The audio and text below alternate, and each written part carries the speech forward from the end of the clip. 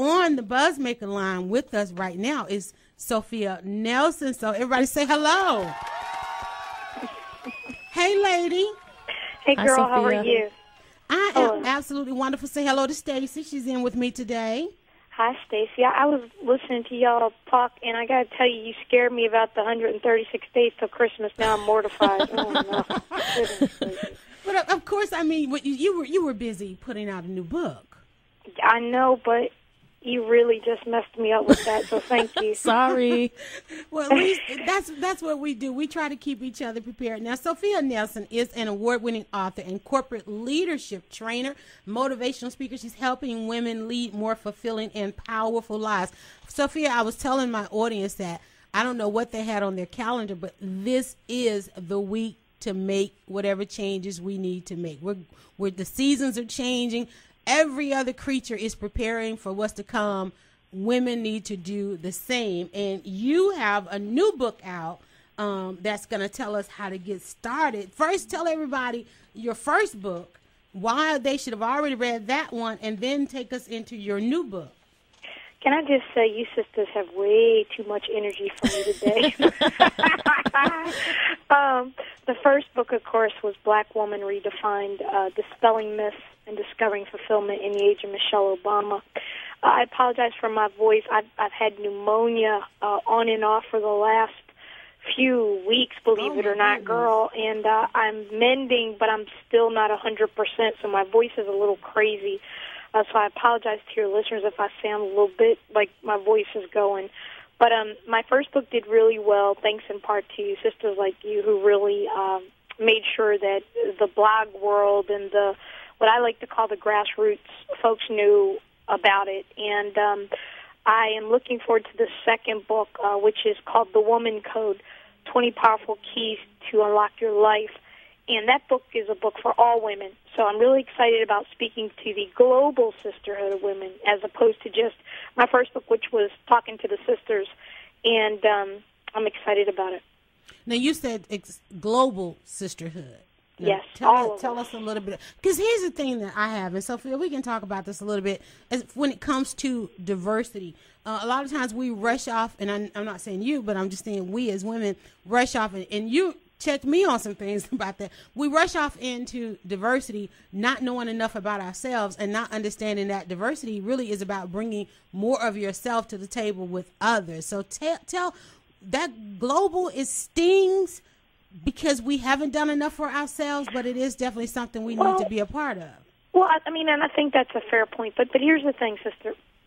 When we use the term sister, right, those of us who are African American, that is a very special term of endearment that we grew up with. You know, it's aunt uses it, mama uses it, grandmom uses it. It's the ladies in the neighborhood. It's our sorority sisters. It's all that. So that is a term that's special. So you're right. When we say global sisterhood, people start giving you the side eye. But for me, I feel like I've paid my dues in this area, and I can get away with this because my message is that we women have something very unique about us. It doesn't matter if we're black, white, Hispanic, Asian, whatever the case.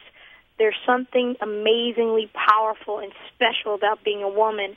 And I think that we're long past due to have the conversation that we don't have with our white sisters in particular about those things that unite us more than they divide us. And I feel like with this new generation, with these millennials, right, they like to pride themselves on being colorblind. Now, me as a Gen Xer can look at that and say, yeah, well, you think you can be colorblind, but you really can't.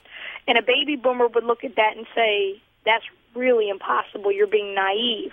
But I think that the young women in their 20s in particular and into their early 30s really feel strongly that, you know, race isn't an issue anymore.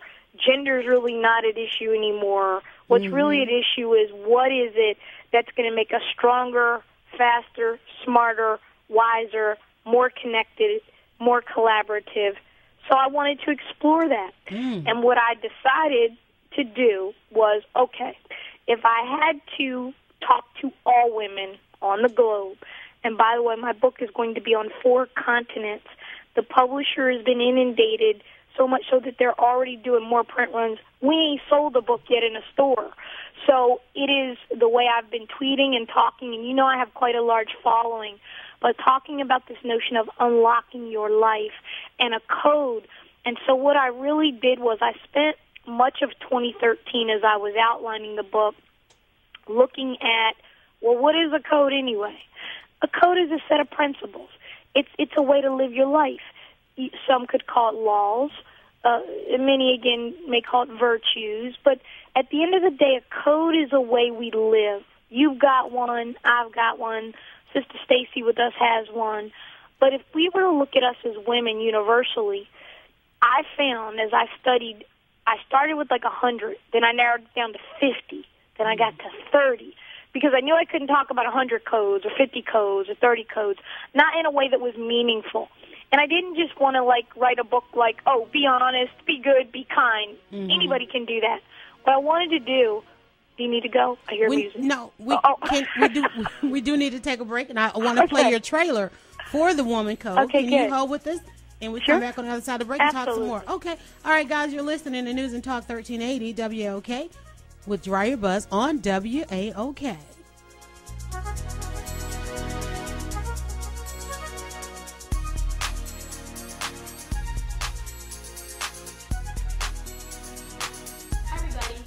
Author Sophia Nelson. I've just written an exciting new book called The Woman Code, 20 Powerful Keys to Unlock Your Life. And I'm here to ask you to meet me in a city, a country near you. That's right, I said a country. The book tour starts in Canada this August, and then we launch here in the United States in October. Starting the first week of October, I'll be in Atlanta, and then we'll head up to New York, to Philadelphia. We'll come back to the D.C., Maryland Metro, and then we'll launch in the great state of Texas. News and Talk 1380 WAOK. News and Talk 1380 WAOK. Call us at 404-892-2703 on News and Talk 1380 WAOK. I need you to go online and pre-order on Amazon, Barnes & Noble, Books A Million, Family Christian Stores, whatever your choice, Target, Walmart, and order your copy now and pre-order it so that you're guaranteed to have a copy. My sales team tells me... All right, guys, you're listening to DryerBuzz on WAOK. We're talking about The Woman Code, the new book from Sophia Nelson. I need all my bloggers, y'all better go check this out, because did you hear she is going on tour, and I think I heard the first U.S. stop is going to be Atlanta. Is that correct? Yeah, Yolanda, what happened was I got invited to speak at Woman Thou Art Loosed, which is early October, the 2nd through the 4th. By the way, ladies, please get your tickets because it is almost sold out. It is the event, I believe, of the year. It is the women's conference of the year every year, and there are about 25,000 women that go to Woman Thou Art Loose and that attend, and I'm excited to be there. I've been doing a number of things with Bishop Jakes, as you've probably seen, Yolanda. I've been able to interview him. I had a one-on-one exclusive with him that we did at Reverend Jazz's church here in the D.C. Metro, and then I had a big interview with him on his book Instinct and broke down what I called the 9 laws of instinct for the American City Business Journals, where I write a column for business and career, and it was an exciting time with him to, just get anytime you can sit with Bishop Jakes is I think, great, but I think people often put him in a box, and they look at him as just a pastor, and he's so much more than that. He's truly brilliant and gifted. And so I will be in Atlanta the 2nd through the 4th, so we had to kind of adjust my tour schedule, which really doesn't start until the week of October the 13th, because the book doesn't release until the 14th. Okay. All right. Now, one of the things that you did mention, and something I'll tell you we talked about on the show last week, kind of just breaking down the generations, because I think what's happening with sisterhood and what's happening with women, and our debate that we're going to get into here on the show at 5:30, we're talking about marriage, how to marry smart, and why the numbers of marriage are so low, but getting us to address issues based on our generation, from the silence, which we learned about last week was the generation before the boomers, And then you have the Generation Xers, the Yers, and then, of course, we've got these millennials who are just kind of all over the place, Sophia, and just begging for information, for mentoring, and so forth. So I'm glad to see that you take that into consideration. And so the question is, how do we maintain our sisterhood dealing with and Sister Chick and I were just out, in between the break talking about this. I mean, where are we as far as these generations? Well, let me try to break the generations down a little bit better here. If you're looking at on the far end of the spectrum, I'm a Gen Xer. So Gen Xers were born between 1964 and 1977. And then baby boomers, of course, are our parents, and my parents are classic baby boomers. They were born between 1945 and 1947, so they're on the first end of that baby boom generation. But the baby boom generation goes from about 1945 to 1961. That's a big gap, right, in age.